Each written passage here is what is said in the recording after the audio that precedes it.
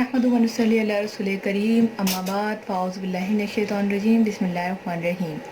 अस्सलामु अलैकुम व रहमतुल्लाहि व बरकातुहू। कुरान और दीन चैनल में आप तमाम लोगों को खुश आमदीद कहती हूँ।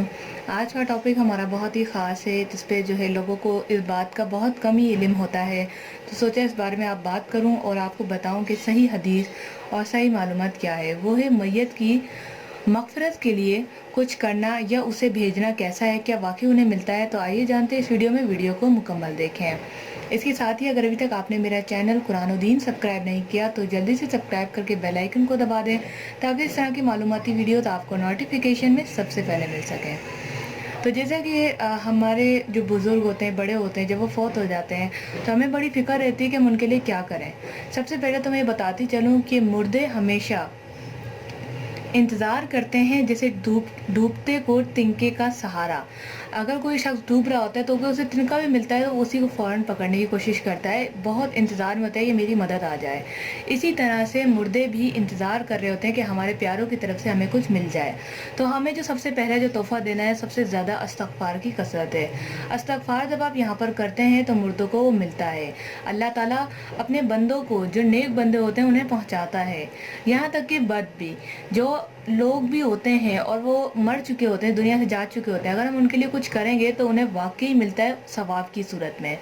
दूसरा जो बड़ा काम आपने करना है वो ये है कि हज, उम्रा, ये भी अगर आप उनके नाम का करेंगे तो वो उन्हें मिलेगा। याद रखिए कि ये मना नहीं है। अक्सर लोग समझते हैं कि हज उम्रा मुर्दों के लिए नहीं है, मरे हुए के लिए हम नहीं पढ़ सकते। ये बिल्कुल गलत है।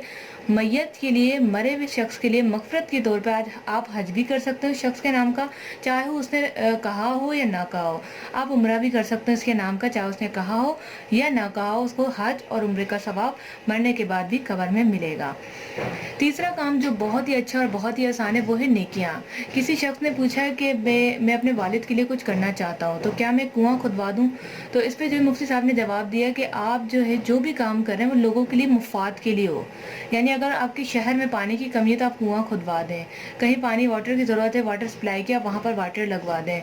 इसी तरह से नाम किसका होना चाहिए, मरहूम का होना चाहिए कि ये मरहूम के लिए है, मरहूम के सदक़े के लिए, मरहूम के मग़फ़िरत के लिए, तभी जो है आपको उसका जो है मुर्दे को उसका सवाब मिलेगा। तो ये छोटी छोटी नेकियां जो हमें मग़फ़िरत के लिए करनी चाहिए, ना कि देगे पका के अमीरों के घर ही खाना भिजवाना चाहिए। उससे बेहतर ये कि आप उनकी नेकियों के लिए आप मदद करें, उम्रा करें, हज करें, और कुछ नहीं कर सकते तो घर बैठ के इस्तग़फ़ार की ज़्यादा से ज़्यादा जो है आप तस्बीह करें और उनको पहुँचाएँ। इंशाअल्लाह ताला आपके बुज़ुर्गों को, मुर्दों को इसका सवाब पहुँचेगा। अपने मुर्दों को अपनी ज़िंदगी में भुला देना नहीं चाहिए। हाँ, गम का रसूल पाक सल्लल्लाहु अलैहि वसल्लम ने फरमाया कि 3 दिन गम करें, उसके बाद जो है आप गम ना करें, आप जो है उन्हें याद कर सकते हैं। तो इस तरह से गम को छोड़ने को कहा है, भुलाने को नहीं। तो काइंडली अपने मुर्दों को, अपने घर वालों को, अपने दादा परदादा को याद रखिए, उनके लिए कसरत से इस्तग़फ़ार करें, उनके लिए नेकियां जमा करके भेजें। इंशाअल्लाह ताला आखिरत में अल्लाह ताला आपके लिए भी ऐसे इंतज़ाम लाजमी देगा।